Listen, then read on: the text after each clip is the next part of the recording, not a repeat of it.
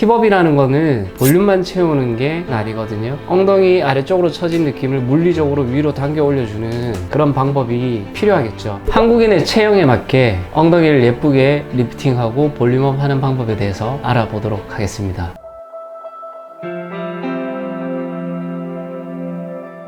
엉덩이를 개선시키기 위해서 문의하시는 분들의 엉덩이들의 특징에 대해서 한번 말씀을 드려본다면, 첫 번째로 평평하거나 탄력이 없는 엉덩이입니다. 평평하거나 탄력이 없는 엉덩이는 여성성을 느끼기 어렵게 합니다. 그 다음으로 전체적인 크기 자체가 작은 엉덩이, 탄력은 있지만 크기 자체가 작은 경우, 그런 경우에는 옷을 입었을 때 허리, 골반, 허벅지 라인이 뚜렷이 드러나지 않고 일자 같은 느낌, 남성 같은 뒷모습을 가지기 때문에 여성성을 부족하게 만드는 요인 중에 하나가 되겠습니다. 그 다음에 지방이 과다한 엉덩이인 경우가 있어요. 그런 경우에는 몸의 비율에 맞지 않게 엉덩이가 너무 크면 다리도 짧아 보이고 굉장히 둔해 보이는 경우가 있는데, 이런 경우는 치료 방법이 조금 더 달라지게 되겠죠. 그 다음에 전체적으로 탄력 없이 축 처진 엉덩이가 있습니다. 나이가 든 경우, 출산 등을 경험한 경우, 다이어트 후에 볼륨이 빠진 경우, 그리고 마지막으로는 허벅지, 엉덩이 지방 흡입을 하고 나서 특히 엉덩이 아래쪽이 축 늘어지면서 처지는 경우가 발생할 수가 있는데요. 여러분들은 어떤 엉덩이의 케이스에 해당하시는가요?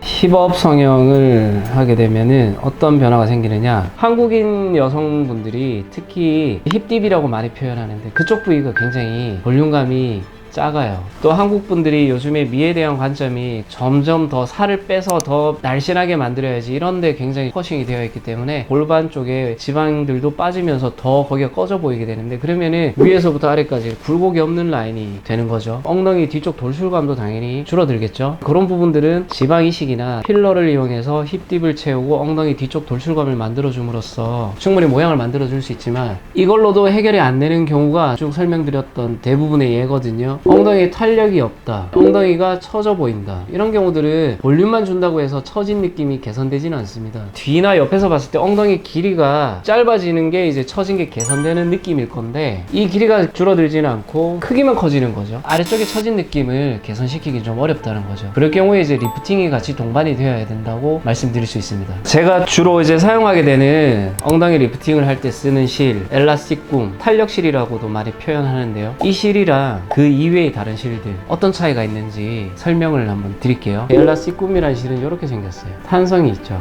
하지만 제가 당긴다고 무한정 늘어나지는 않습니다. 실의 길이의 100% 정도까지 늘어나게 되죠. 만약 실의 길이가 10cm면 아무 힘을 가하지 않았을 때 이게 20cm까지 늘어난다는 말이거든요. 탄성이 있다는 거, 이게 엉덩이에서는 굉장히 중요한 포인트가 됩니다. 엉덩이는 움직임이 많은 구조죠.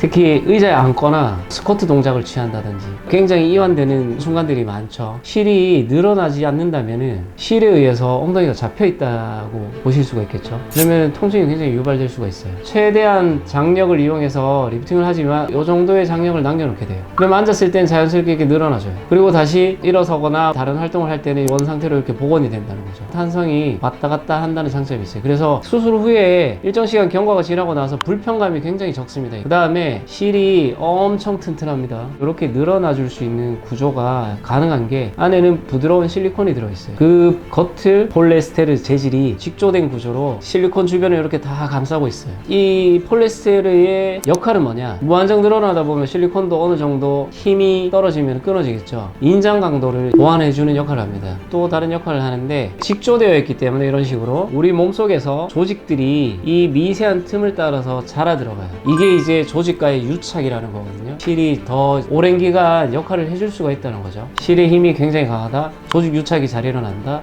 탄성이 있다. 엘라스틱 굼의 특징입니다. 그리고 이 실은 녹지 않는 실이에요. 그만큼 유지 기간이 길다는 거예요. 굉장히 큰 장점이죠. 그러면 이제 녹는 실을 한번 보여드릴게요. 요즘에 나오는 실들이 다 이런 형태를 띠고 있어요. 보통 돌기나 망으로 된 메쉬 구조로 되어 있는데, 얘들은 늘어나지 않아요. 힘을 많이 받으면 끊어지겠죠. 그리고 자세히 보시면 이렇게 돌기들이 있는데, 앉거나 누울 때 엉덩이가 퍼지죠. 돌기에 의해서 조직이 탁 걸려서 당겨지기 때문에 굉장히 통증을 유발할 수가 있어요. 제가 하나 보여드리면은 실제 우리가 쓰는 실인데요. 원래는 이렇게 한 줄로 되어 있었던 실이죠. 이제 우리 몸에 있는 여러 가지 화학 반응에 의해 실이 녹게 되는데, 그 유지기간이 한계가 있겠죠, 당연히. 그리고 실이 굉장히 굵게 제작이 되지 않아요. 그래서 힘이 굉장히 다릅니다. 엉덩이는 얼굴하고는 완전 다르거든요. 일단 엉덩이는 굉장히 무거워요. 얼굴은 가볍잖아요. 그 힘을 이겨낼 수 있는 게 이실이라는 거죠. 힙을 따라서 동그랗게 삽입해서 당기고 엉덩이 제일 정점에 이렇게 매듭을 짓거든요. 매듭만 찾으면 실이 쉽게 제거할 수가 있어요.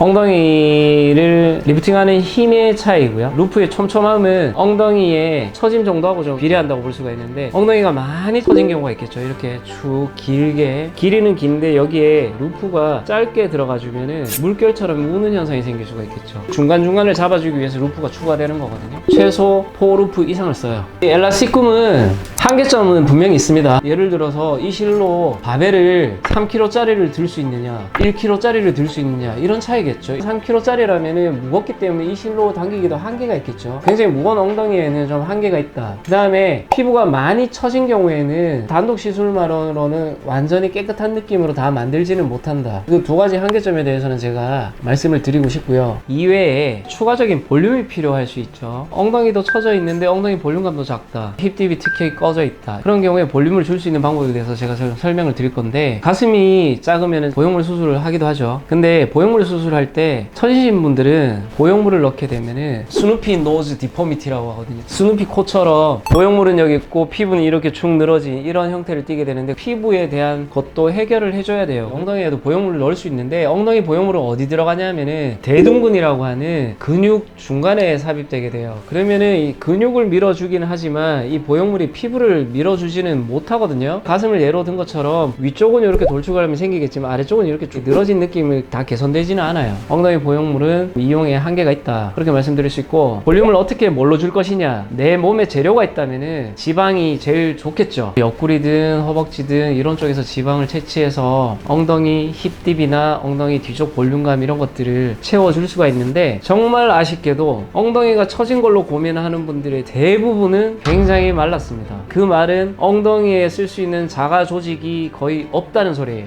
대안으로 찾을 수 있는 게 결국 필러라는 거죠. 엉덩이 같은 경우는 얼굴과는 비교가 안 되게 굉장히 대용량이 들어가거든요. 필요에 따라서는 한쪽 엉덩이에서 100에서 150cc 이런 식으로도 들어가는데, 그렇게 많이 들어갔을 경우 문제가 생겼을 때 제거를 할 수 있는 필러여야 된다는 거죠. 그 필러가 뭐냐면은 HA 히알루론산 필러입니다. 주사로 이제 녹여서 몸에서 흡수되도록 해줄 수가 있는데, 이외의 다른 성분의 필러는 몸에 들어갔을 때 제거가 불가능하다는 거예요. 광범위한 절제가 필요할 수 있고, 만약 합병증이 생겼을 때 해결하기가 굉장히 어려워진다는 거죠. 그래서 저는 제일 안전한 HA 필러를 사용하고요. 바디는 많이 압력을 받는 부위죠. 얼굴에 쓰는 필러가 아닌 바디 전용 필러, 굉장히 응징력이 강한 필러를 씁니다. 바디 필러는 얼굴에 들어가는 거에 비해서 유지기간이 좀 더 길다고 말씀드릴 수가 있고, 물론 필러가 점점점 줄어드는 건 있지만 끝까지 녹아 내려가는 그 기간을 따질 때 얼굴에 비해서는 좀 길다는 거죠. 오늘 이렇게 힙업 리프팅에 대해서 알아봤는데요, 사람마다 굉장히 다양한 상태를 가지고 있고요, 처짐 정도도 다르고 볼륨의 정도도 다르고, 거기에 맞춰서 여러 가지 방법들이 있고요. 저는 주로 아까 전에 설명드렸던 엘라스티쿰 힙업 리프팅, 필러 또는 지방 이식을 통한 볼륨업, 이런 방법들을 사용하고 있는데, 관심이 있거나 좀 궁금한 점이 있으시다면 언제든지 편하게 병원에 방문하셔서 상담을 해보시면 명쾌한 해답을 드릴 수 있을 것 같아요. 이상 탱탱하게 글램하게 탱글 성형외과 원장 오창현이었습니다.